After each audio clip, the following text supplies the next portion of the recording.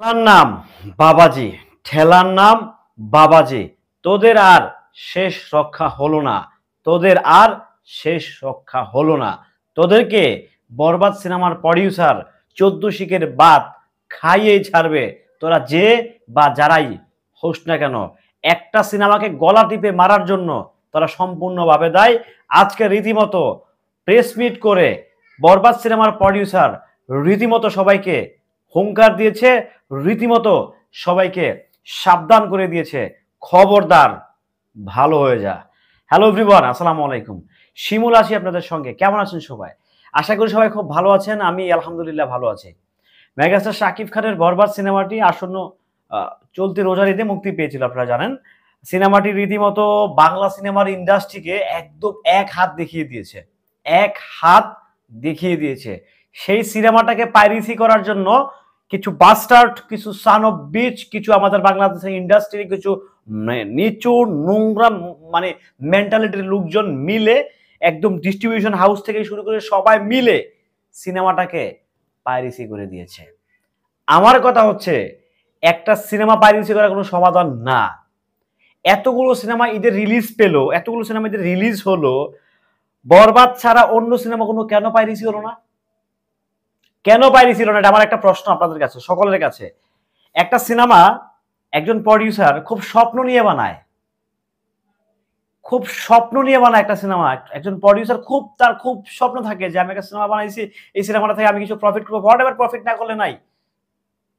But তার একটা dream থাকে যে আমি আমার সিনেমাটাকে এই জায়গাটা দেখতে চাই, আমার সিনেমার অ্যাচিভমেন্ট থাকবে এটা, আমার সিনেমার অ্যাচিভমেন্ট থাকবে এরকম, আমার সিনেমা অ্যাচিভ থাকবে এরকম। একটা টার্গেট থাকে প্রত্যেকটা মানুষের, কিন্তু লাইফে একটা গোল থাকে, একটা একটা ড্রিম থাকে যে আমি আমার জীবনে আমি এটা করতে চাই, আমি এটা হতে চাই। সো প্রত্যেকটা প্রযোজকের, সে নতুন হোক আর পুরান হোক, তার একটা ড্রিম থাকে, স্বপ্ন থাকে যে আমার এই প্রজেক্ট, আমার এই কন্টেন্ট এই জায়গাটায় থাকবে। হিসাব কি পরিষ্কার? এই স্বপ্নটাকে কিছু কুত্তার বাচ্চা মিলে, বাংলা চলচ্চিত্রের কিছু শুয়োরের বাচ্চা মিলে, আমি স্ল্যাং ইউজ করতেছি, আমি সরি টু সে, ক্ষমা চেয়ে নিচ্ছি শুরুতেই, কিছু জানোয়ারের বাচ্চা মিলে, যেগুলো যে প্রস্টিটিউট থাকে না, প্রস্টিটিউট মানে মাঝে মাঝে হচ্ছে মিস কমিউনিকেশন, মিস মানে সতর্কতার অভাবে কিছু বাচ্চা মানে কিছু হয়ে যায়, কিছু একটা ডেলিভারি হয়ে যায়। সো ওই যে ওইসব প্রস্টিটিউটের ঘরে এরা জন্ম নিয়েছিল, সেফ ওইসব প্রস্টিটিউটের ঘরেই যারা বরবাদকে পাইরেসি করেছে, তারা ওই প্রস্টিটিউটের ঘরেই জন্মটা নিয়েছে, আমি শিওর। কারণ একটা সিনেমা শুধু বরবাদ না ভাই, আমার খুব খারাপ লাগে। সিনেমাটা কিন্তু আসলে আপনি চাইলে একটা 20 কোটি টাকার সিনেমা মোবাইলে ক্লিক করে দেখতে পারেন না। একজন প্রযোজক, একজন প্রডিউসার, একজন নির্মাতা, একজন স্ক্রিপ্ট রাইটার, একজন ডান্স ডিরেক্টর, একজন ফাইট ডিরেক্টর, একজন আর্টিস্ট, একজন মেগাস্টার, একজন সুপারস্টার, একজন কো অ্যাক্টর, সকলেরই কিন্তু একটা স্বপ্ন থাকে তার প্রজেক্ট নিয়ে। সেই স্বপ্নটাকে ভেঙে চুরে চুরমার করে দিছে। এই বরবাদ সিনেমা 100 কোটি ঘরে যেত না, যেভাবে বরবাদ চলা শুরু করছিল, 100 কোটি আয় করার কোনো বিষয় ছিল না। তো ওইসব প্রস্টিটিউটের বাচ্চাগুলা চিন্তা করছে যে বরবাদকে 100 কোটির ঘরে যেতে যাওয়া যাবে না। আমাকে অনেকেই ফোন করে থ্রেট করেন, অনেকেই ফোন করে নানা রকম কথা বলে আমার কন্টেন্ট দেখে, যে মায়ের থেকে মাসির দরজা বেশি কেন? আমার মায়ের থেকে মাসির দরজা আসলে বেশি না সিরিয়ালতে বিশ্বাস করেন। আমি দিন শেষে চাই, আমার চাওয়া এটা হচ্ছে আমার ব্যক্তিগত চাওয়া, আমার সাথে আপনাদের একমত আপনারা নাও হতে পারেন, বাট আমার ব্যক্তিগত চাওয়া হচ্ছে এটাই, দিন শেষে একজন প্রডিউসার লাভবান হোক, তাহলে সে পরবর্তী কন্টেন্টটা আরো ব্যয়বহুল, আরো বিগ বাজেট দিয়ে আসতে পারবে। বাট যখন প্রডিউসার যখন শুরুতেই যখন হুটুট খেয়ে যাবে, যখন সে ধরা খেয়ে যাবে, সে আর আসবে না, তো সে তো প্রডিউস করবে না। সো এটাকে আগে অবশ্যই আমাদেরকে পাইরেসি রোধ করতে হবে। আর অলরেডি যেসব প্রস্টিটিউটের বাচ্চারা সিনেমাটাকে পাইরেসি করেছে মিলে, বরবাদটাকে পাইরেসি করেছে, যারা বরবাদকে পাইরেসি করার পিছনে যারা ষড়যন্ত্র করছেন, আমি এক কথায় বলবো, তাদের সবগুলো হচ্ছে প্রস্টিটিউটের সন্তান। প্রস্টিটিউট ওয়ার্ডটা খুবই নগণ্য এবং খুবই জঘন্য।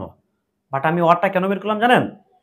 আমি আগে পরেও, আমি যখন শাকিব খানের সিনেমা যখন পাইরেসি, শুধু নট অনলি শাকিব খান, যে সিনেমাটায় পাইরেসি, আমি কিন্তু খুব খারাপ ভাষায় কথা বলি, কারণ এটা একজন প্রডিউসারের স্বপ্নটাকে আপনার গলা দিবে, কেন মারবেন, কেন মারবি তোরা? সেই রাইটস, সেই রাইটস কি তাদেরকে দিছে প্রডিউসার? একজন প্রডিউসারের স্বপ্নকে এরকম ভাবে তো দুলির সাথে মিশে দেওয়ার তো রাইটস তাদের নাই।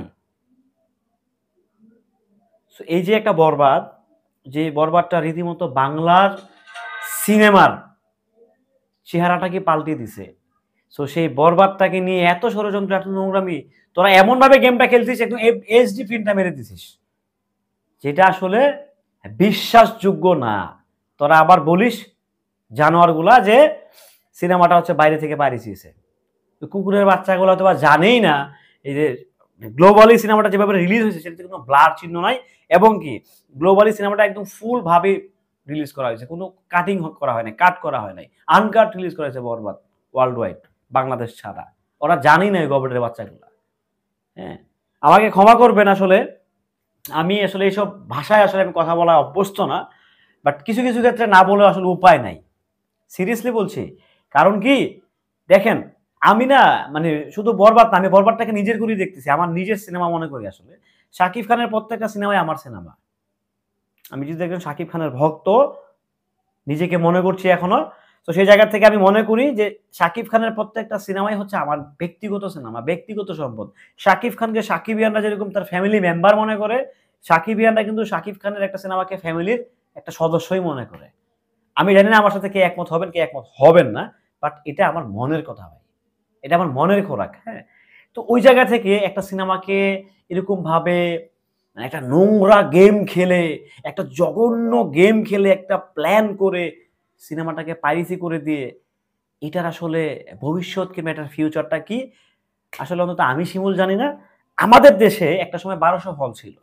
আমি আমি আমি শিমুল বুঝ হওয়ার পর, আমি যখন থেকে শাকিব খানের সিনেমাকে, যখন থেকে আমি বাংলা সিনেমা দেখি, আমি তখনও দেখছি প্রায় 800 প্লাস সিনেমা হল, 800 প্লাস। সেটা যেতে যেতে যেতে যেতে সেটা এখন 150 করে ঠেকছে। কেন? এই যে কিছু প্রস্টিটিউটের বাচ্চা আছে মিলে সিনেমাগুলোকে পাইরেসি করে দিচ্ছে। সেই জন্য বাংলাদেশে যে বাংলাদেশের মানুষ সিনেমা দেখতে চায়, বাংলাদেশের মানুষ যে ভালো কন্টেন্ট উপভোগ করতে চায়, তার জন্য চাক্ষুষ প্রমাণ বরবাদ। আমি কি মানে am I right or wrong? অবশ্যই আপনারা আমাকে, আমি কি ভুল বলতেছি না সঠিক বলতেছি, এটা আপনারা অবশ্যই আমাকে জানাবেন ভাই। আমি যদি ভুল বলি আমি শুধরে নেব পরের ভিডিওতে। বাট আমার কাছে মনে হচ্ছে বাংলাদেশের মানুষ সিনেমা দেখতে চায়, কন্টেন্ট দেখতে চায়, ভালো সিনেমা দেখতে চায়, আর সেটাই হচ্ছে বরবাদ। তো যাই হোক প্রিয় সাকিবিয়ানরা, মানে আমার একটা জায়গায় খুব আফসোস, এটা আমার সারা জীবন থাকবে। পাইরেসি কেন ভাই? পাইরেসিটা কেন? আসলে পাইরেসিটাকে রোধ করতে হবে, রুখে দিতে হবে, দাঁত ভেঙে দিতে হবে, দাঁত ভাঙতে হবে। অন্য কোনো সিনেমা পাইরেসি হলো না, বরবাদ পাইরেসি হয়ে গেল। ডালমে কুচ কালা হে, সন্দেহ আছে। তো যাই হোক, ভিডিওটি কেমন ছিল কমেন্ট করে জানাবেন। মেগাস্টার শাকিব খানের বরবাদ তাণ্ডব, বরবাদ পরবর্তী প্রজেক্টের আপডেট পেতে আমাদের সঙ্গেই থাকবেন। আমরা চেষ্টা করছি আপনাদেরকে আপডেট দেওয়ার জন্য। ভালো থাকবেন, সুস্থ থাকবেন। আসসালামু আলাইকুম।